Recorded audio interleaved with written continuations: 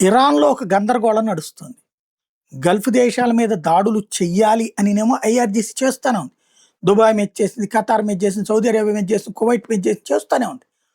ఇంకో పక్కన దాంతో మాకు సంబంధం లేదని కమాండర్ చెప్తుంటాడు. గల్ఫ్ దేశాల మీద దాడులు చెయ్యబోమనినేమో మరొక వైపున పెజెష్కియాన్ చెప్తాడు.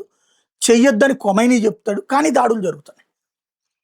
దీనికి కొంతమందేమో లేదు లేదు ఇదంతా కూడా అమెరికా వాళ్ళు గల్ఫ్‌లో నుంచి అక్కడ ఉన్నటువంటి సముద్ర జలాల నుంచి ఈ దాడులు చేస్తున్నారు డ్రోన్స్‌ని పంపించి పర్షియన్ గల్ఫ్ నుంచి అని చెప్తారు. మరి అదే నిజమైతే దారిలో ఇరాన్ ఆపాలి కదా!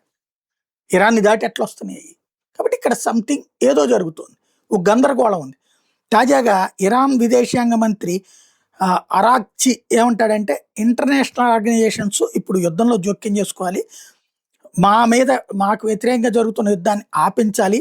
బ్రిక్స్ సహాయం చేయాలి. బ్రిక్స్ అంటే Brazil, Russia, China, India, south Africa. దీంతో ఇప్పుడు ఇంకో 9-10 దేశాలు యాడ్ అయినాయి.